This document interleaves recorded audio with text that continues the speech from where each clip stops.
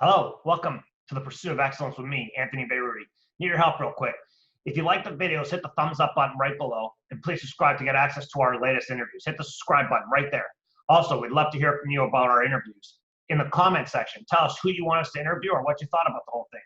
Without further ado, enjoy the interview.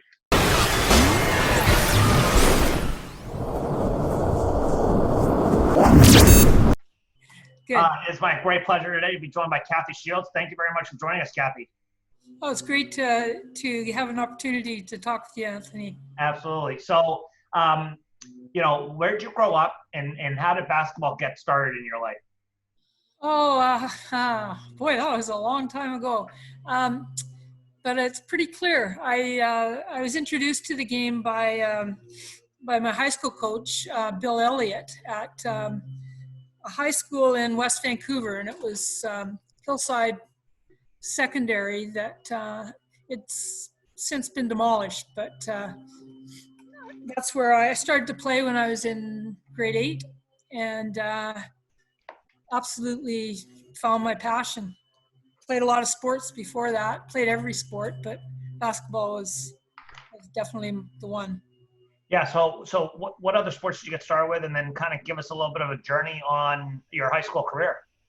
I was a volleyball player before basketball. Actually, I played softball. I played a lot of sports, but volleyball was really what I was working towards. I was pretty good at it at the time, and then in grade 8, as I said, I was introduced to basketball, and after that it was basketball, volleyball, and then by the time I got to university, it was basketball.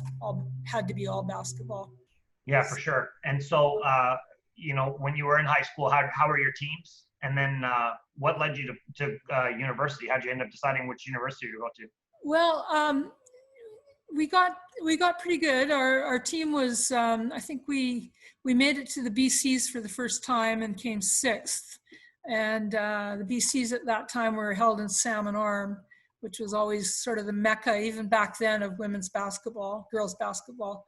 So that was great. And at the time, I mean, really, the choice was to go to Simon Fraser, to go to UBC, possibly UVic. But for me, it was UBC. I had a lot of friends that were going there. I just liked the basketball program there. So that's where I started. Absolutely. And so, you had a good career in high school. You ended up deciding to go to UBC. It's a fantastic place to go to university. Especially it's local to your family, so your family can get to watch you play. What was that experience like when you got there? Well, my first year, I played for a very well-known sports lady in BC, Ruth Wilson. She was great. She had played at a high level. I got to meet a lot of great people. But it was in my second year that I met, I had Ken for a coach.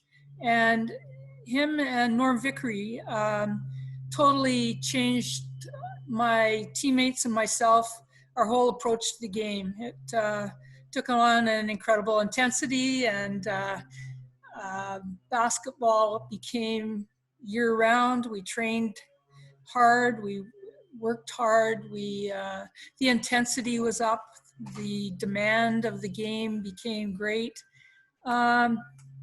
They were just very, very good coaches. I was very fortunate to have them both as a coach. And then after that, I had Norm Vickery for the next 4 years. And he was a very well-known and great coach, really, really strong coach. So you talk about the program started taking it more seriously and you ramped it up. What was it like during your university experience? How did you guys do? What were some of the things you took from it?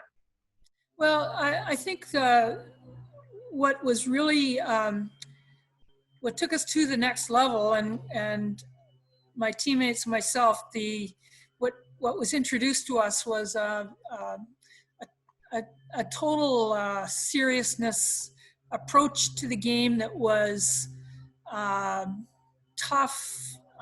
Practices were tough. The intensity was great. The training was amazing, more than we had ever known. But we had a group of players that it was like ducks taken to water. It was like we were waiting for this to come into our lives. We were all just passionate about the game. So we ended up winning the national championships that year, and my teammates were 5 of us went on to make the national team at the end of that year. Wow. So it was a pretty great group of players, and we have to thank our coaches a lot for getting us to that next level. Yeah, absolutely. So what'd you graduate university with? I graduated in phys ed, Bachelor of Phys Ed, and then I did a second degree in sports administration at Laurentian University. Okay, and what took you to Laurentian?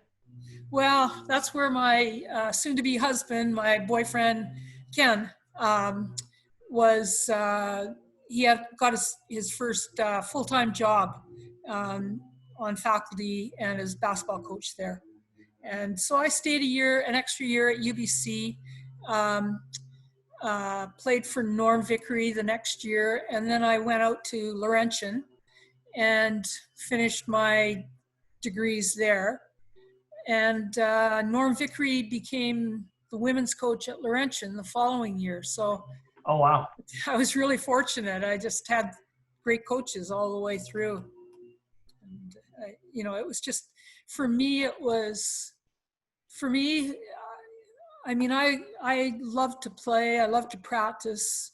I love to practice on my own. And I think, I think that's really key for any young player is learning to practice on your own and loving the practice part of the game, because that's what you're going to do most. Yeah, absolutely. So, I usually ask this stuff later, but let's get specific into that. So if you could go back and give yourself a little bit of advice back then, what would you tell a young Kathy Shields? Maybe not to play while I'm injured. Hey, by the way, you know what? That might be a throwaway line, but that's a serious one. That's very important for kids to know that. Yes. Unfortunately, I sustained a back injury that has followed me for the rest of my life. And but that's how passionate I was and foolish I was, didn't know any better, and pushed myself. But I think I just tell myself to follow the path that I did, play as many sports as I could in high school, and then specialize and follow your passion. As you get a little bit older, I really believe that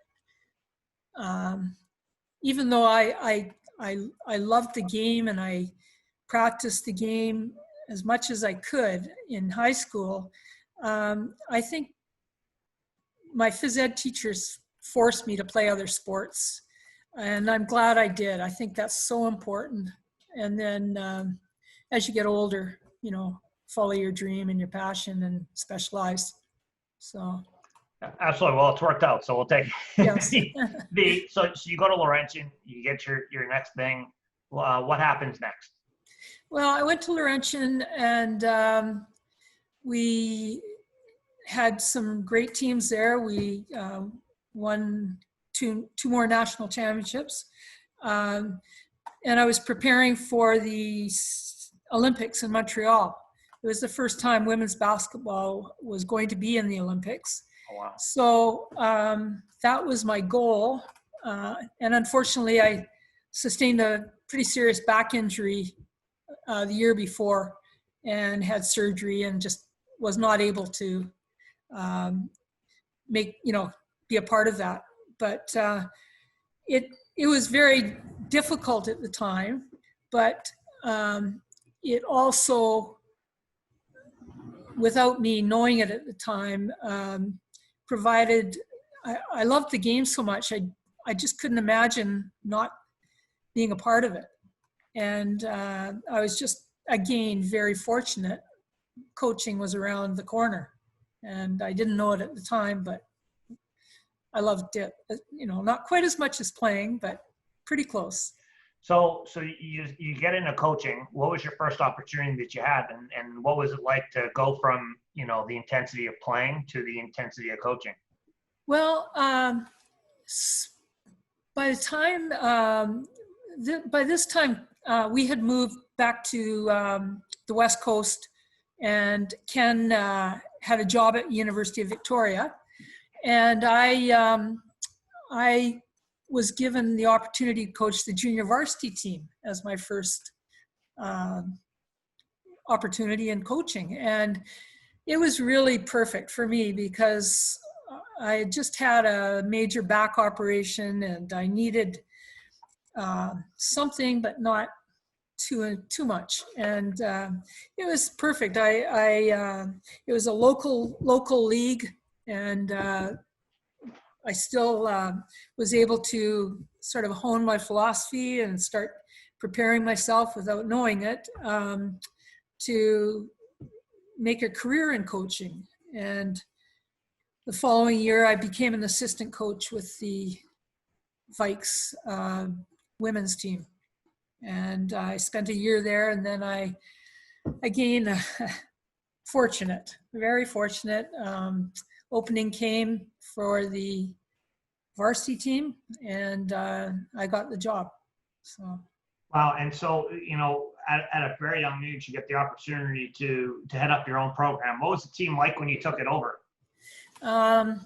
It was, you know, it had been very successful. The coach his name was Mike Gallo, who I worked with, and we didn't have a lot of carryover from his team to mine. I didn't inherit very many players. They were older, but they had been very successful in their own right. They had won the league 3 years in a row, the conference, but he never felt, he left feeling like he wanted to do better at national championships, and just felt it was his time. He was a full-time teacher. So when I took over, I had a young team, and it was actually perfect because being young myself, I was able to start with them, you know, without any preconceived ideas from them about how they were going to approach their university career. And I was able to just start really sorting out my philosophy, culture, building the culture. Absolutely. When you were putting that together, do you remember some of the pillars that you had created that you thought would be the things that would lead you guys to the next level? Well, I think, I think the most important thing was commitment. What I demanded at the time from them was a commitment from them and a commitment back from me. We had to build trust. We worked on how to build trust between us, between each of them and their teammates. So that was very important. Hard work was going to be something that they were going to have to learn. What I tried to instill was making the practices much harder than what they would ever see in a game. So we ended up with an intensity and a high level of work ethic, every day demanding that they come ready to give and give to each other, give to the program, and become, sort of dedicate themselves to becoming the best they could be, is what I really hoped for. Absolutely. Looking back, who was the one recruit that kind of took you over the top that you knew once you got her, you were going to be okay? Well, I think the first person that took us to the next level was a player named Carol Turney-Luce. And she was a BC player. She had played at UBC and had also played back east, but wanted to finish off her last 2 years playing for us. And so when she came to the program, she herself was an Olympian. She was, work ethic was amazing. Outside of practice, she was in the gym outside of school every possible chance she had. So she was a very, very important and important not only to the team but to the program as the type of individual that I wanted my players to aspire to practice like she did, so I was very fortunate that way. Carol was somebody that you never had to ask to work harder. She was that player, and everybody else just saw her as what they had to work to become. Well, and then having a standard bearer is always one of the major keys to taking your team to the next level, because everybody else looks around and they say, well, if she's going to work that hard, it's not okay for me not to work that hard. And so it sounds like she made a huge impact right away for you guys. That's right. Yeah. And so, your teams got better pretty quickly, I would imagine. Yeah. We had a nucleus of players that were dedicated, and they were pretty much all, I think, the nucleus was all BC players, and a couple of not UVic, but Victoria players. And we were able to, in our first year, make it to nationals, and we played in the national championship game against my old coach, and we went into double overtime and lost. Oh, wow. So we were reasonably satisfied with that, and I think it gave the impetus to the players to continue to work hard over the summer, and the following year we won the nationals for the first time. So it was pretty exciting. What was that feeling like? So you obviously go there, your team's prepared. Do you think you have a good shot to win the thing? You get there and the kids perform at that level that's needed. What was that feeling like to push through pretty much right off the bat? It was tremendous.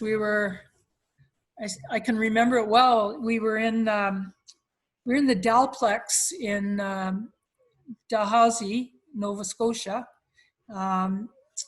in Halifax at the University of Dalhousie, and they were hosting it, and they had us playing as part of a triple header and with men's AUA championships, and there were about 6,000 people there, and we got down early, and we came back, and we won the game, and it was it was an amazing feeling. As well, we played the home team. We were playing the University of Dalhousie, and so we had their fans in their house, and it felt good. Yeah, it felt very satisfying as a coach, and very exciting, especially for the players. Absolutely. So you get the first one, then you come back, and obviously you're going to have to regroup and get everybody motivated to go do it again, and kind of raise the standard even higher. Take us behind the scenes on what that experience was like. Well, I had a special group of players. They were hungry. They stayed hungry. They really enjoyed not only what they accomplished, but how they accomplished it. They thrived on the work. They needed to keep upping it. That was my job, is to provide. I had to provide the environment for them to be pushed to get to the. It's true. It's a lot harder to repeat, and in it's human nature to relax a bit. So it was my job to try to make sure that every practice was tough, intense, that I stayed demanding, and that we kept improving and kept wanting it. And that was something that a coach cannot motivate a player. They can just provide the environment for the individual to find their own motivation, their means to motivate themselves, I believe.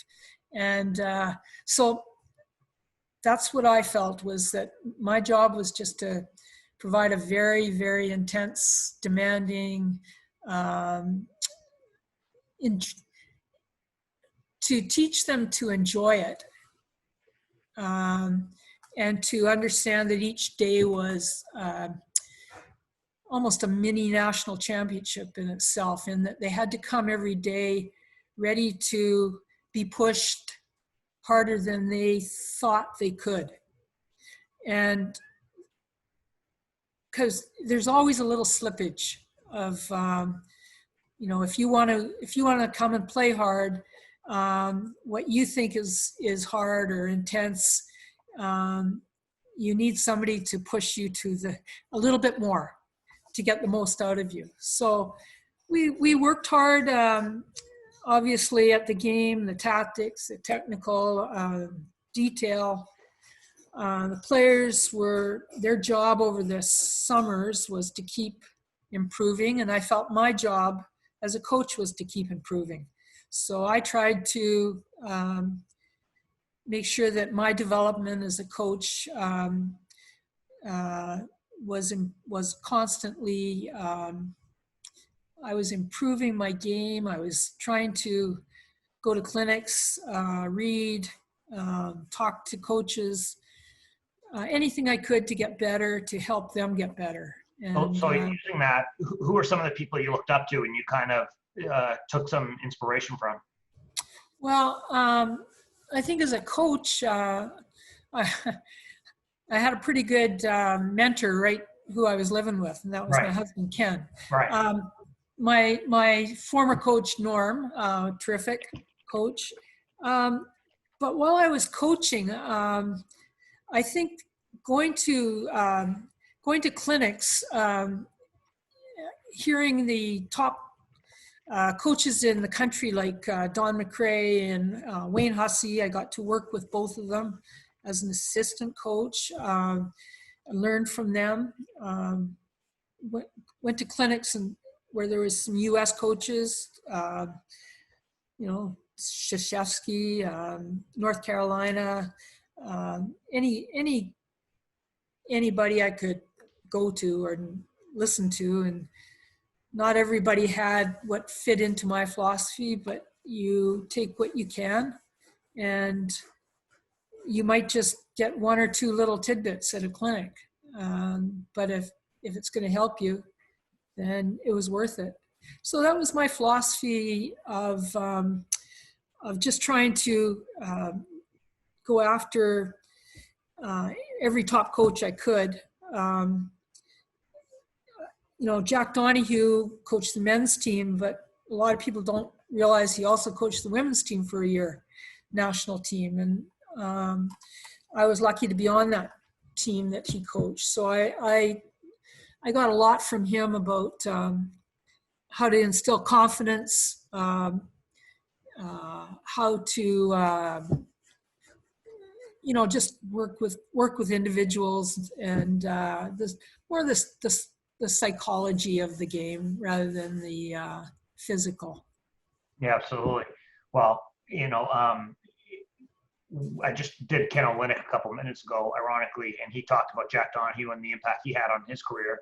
And obviously, having Ken in the house, that helps for sure. You end up reeling off quite a few national championships and become the preeminent program in the country. That's got to bring with it a lot of weight on your shoulders to keep the train going. What was that? What were kind of your thoughts behind that entire experience? Yeah, it's very true about the, every time you won, your teams won a national championship, you had to find a way to keep yourself out, not so much, I'd have to say I was always motivated and wanted, the teams to do so well, but it was hard. It was hard every day to find new ways to keep the players, motivated, enjoying the game while they're working hard, and at the same time, keep them, find a way to instill the hunger needed for them to want to do the best they could every game. When it came to the nationals, every team is a team. No team is the same. You change one player every year, and you've got a new team.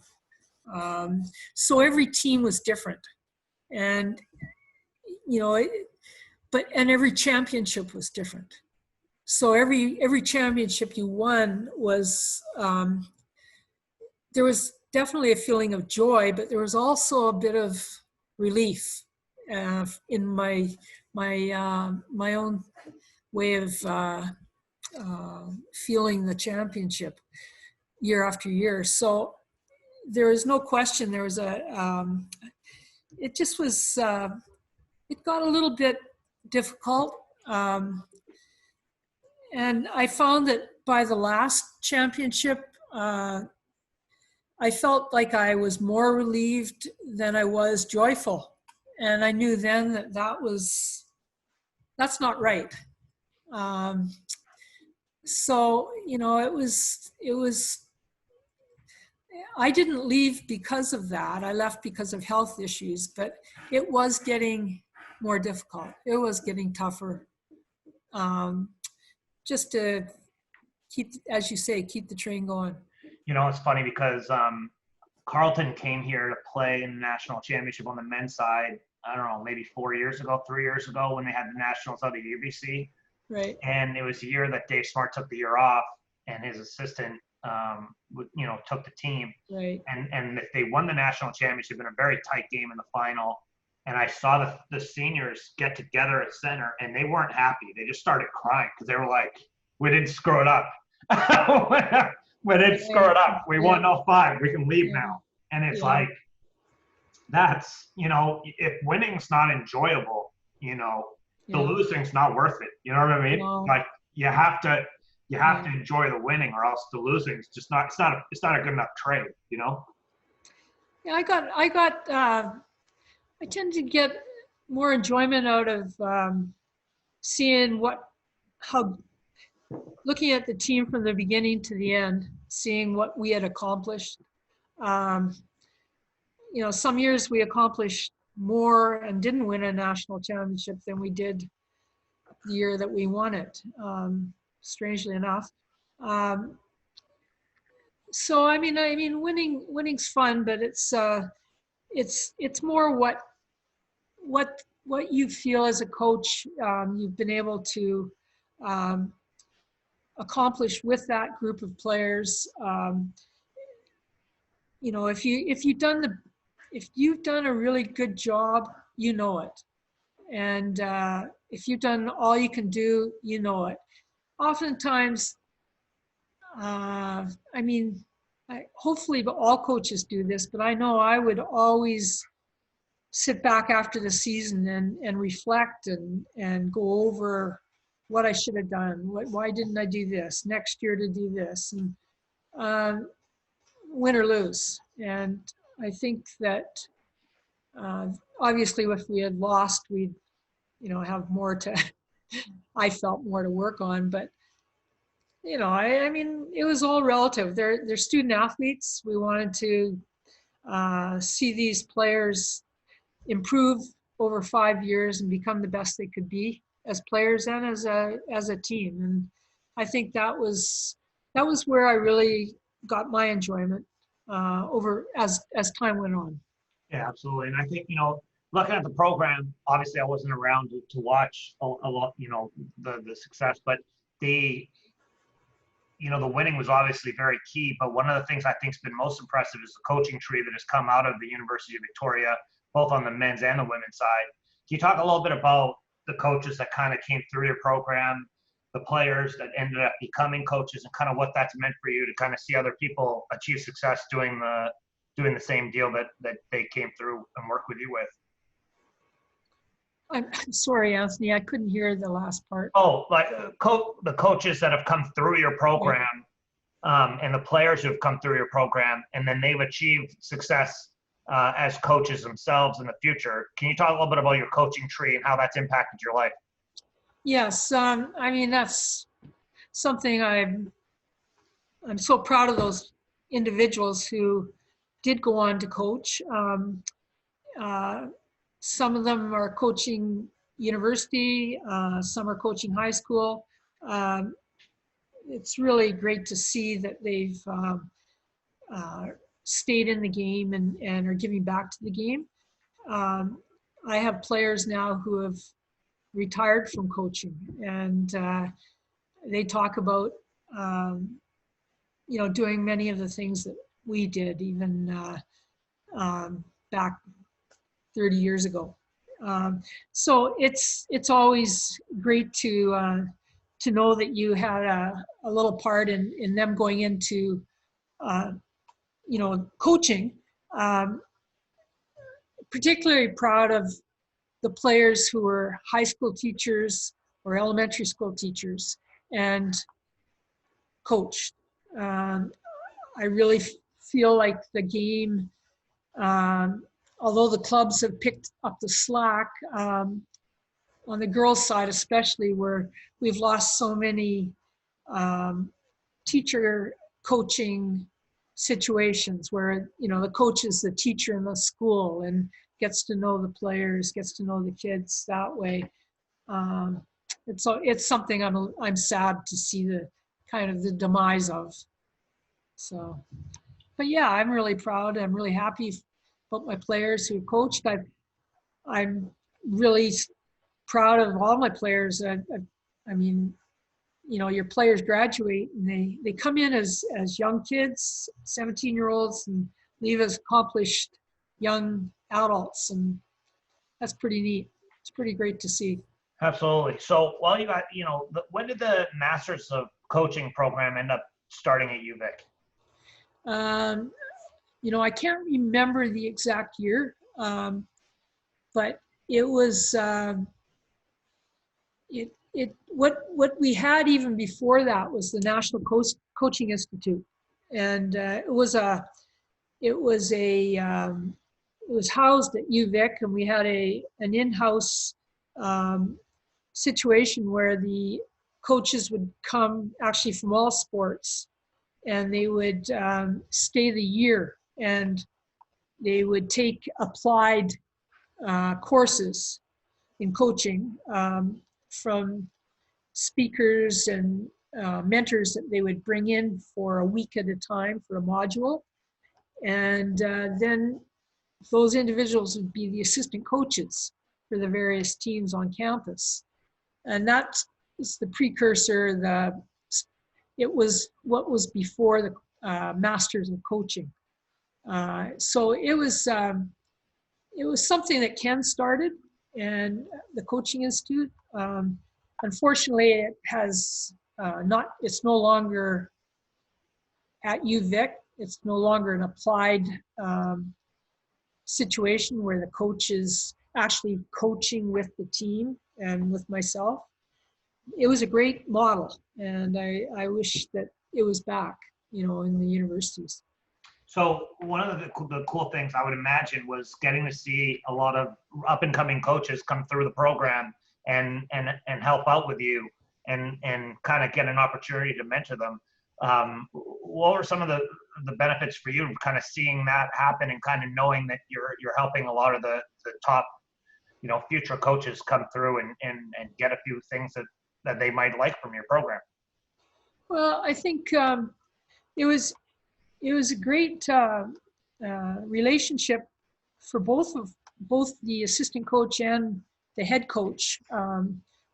Of all the, you know, this was a model they used for all the sports on campus, but for basketball, it was I had an assistant coach that was, although not full-time, was on campus full-time, and that was a huge step up for our program. You know, most of the time up until recently, the assistant coaches had been, you know, former players who were running in from work to help us. And this was sort of the first time we had not a full-time assistant, but somebody who was there for more hours and of more help, more dedication. And then they were getting a great year with the coaching institute, and as well working with our program, and from there they were getting hired. You know, they were getting jobs, and so it was a really great situation at the time. Absolutely. So you end up getting involved with Canada basketball. Give us a little bit of your experience with Canada basketball, and what it was like to be a part of the program. It was terrific. It was definitely a highlight, professional highlight of my life. I started as an assistant coach with Don McRae. Went to the LA Olympics as an assistant, and that was amazing experience. Joined Wayne Hussey as an assistant coach and got to, you know, attend World Championships. And then I was lucky enough to be named as the head coach, and took the team to World Championships in Australia, and we achieved a 7th place finish. Then I think my experiences with Canada basketball, I can't say that. I mean, being an assistant coach it helped my head coaching so much. I learned how to be actually an assistant coach from a whole different point of view. As I said, most of the time in Canada up till then, there were no full-time assistants. So we had people just coming into practice and flying in. So I had never had a situation where I had experienced myself being an assistant, except for early on when I was very young. So now as a professional coach, I got to go in and work with you know, top coaches and learn how I could assist the program, how I can help them understand what loyalty was, understand what was needed. And it helped me as a head coach to teach and demand from my assistants, from my staff, what was important that they give to the program. And I think, you know, now we've got a lot of full-time assistant coaches at the university level, which is great.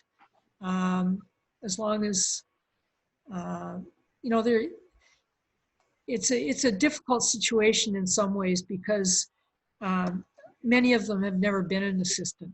So as long as they're helping the program get better, then it's great. And as long as the profession keeps building that way, it's all good. Absolutely. And so, you know, when you look back, who were some of the people that you looked up to in coaching that actually pushed you to challenge yourself to take it to the next level? Who were some of the people that you actually thought were great examples that you needed to go after outside of obviously Ken? Yeah. Well, I think you know, I played for Darlene Curry. I played for Norm Vickery.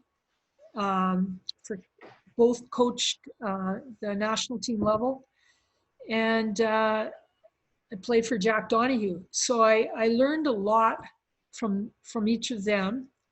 And then when I became a coach, you know, you learn, you take the good and the bad from everybody you've, I shouldn't say the bad, but you take what you think will help you and what you don't think will necessarily transfer to your particular personality and skill set and value system. So I think when I became a coach, it was really important that, you know, Don McRae, he coached at the University of Waterloo men, and they were always a national contender. And he coached the women in the early 80s, and in Canada, the Canadian women's team. And I mean, I learned a lot from him as an assistant coach, because he had a very small staff, and it really showed. He really taught that, you know, your job is not just being an assistant, but it's helping out as a staff in any way you can to support the team. So he would call us not assistant coaches or managers, but we were support staff. And we learned to support each other, and our job was to support him and the program in any way we could. So we learned to help each other out, pick up an equipment bag, you know, help the trainer with carrying all the stuff they got to carry. So there's a lot of good lessons there that I took forward, and I think he was very good that way. You know, I really admired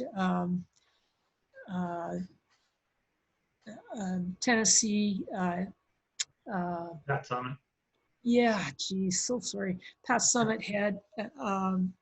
Head Summit. I really admired her. She was coaching during the time I was an assistant. Got to know her a little bit.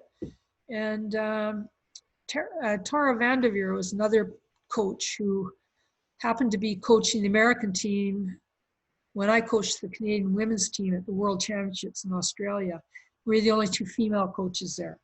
So we got to know each other a bit and help each other. And so I had definitely, you know, admired her, and got to see them last year when they brought their Stanford team up here.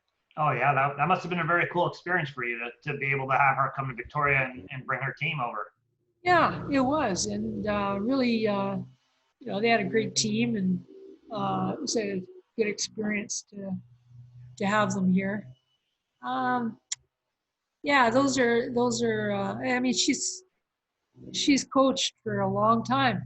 She's coached. I think we started within a couple of years of each other, and she's still coaching. So I admire that. Let me ask you this question. You obviously had quite a bit of success, and it hasn't been duplicated since. And so obviously you know, having never spoken to you before today, you're obviously a very humble person, but you know, other people were trying to win too. Okay. And so, you know, you guys were obviously doing something very well. What do you think your best quality was as a coach that translated to your teams to give them the ability to be able to take it to the next level? I believe that I think I think there was a buy-in. There was a trust factor. Um, I was lucky enough to have played at a high level. Um, I think I was lucky. I was fortunate that I had been able to coach at a high level, and so I think that was a key. But I think our teams, what we had going for us, or what we showed in our performance, was that we were detailed. We had worked at every aspect of the game, and I mean, our philosophy was in practices. We were training for the last 5 minutes of the national championship game. Right. So we were trying to, first, if you only play one game, and then you have a day off and you play another game, you train at a certain level, and that game's going to be tough down the stretch. But we were training to play in a conference where we played back-to-back games. That was how we played. So usually 2.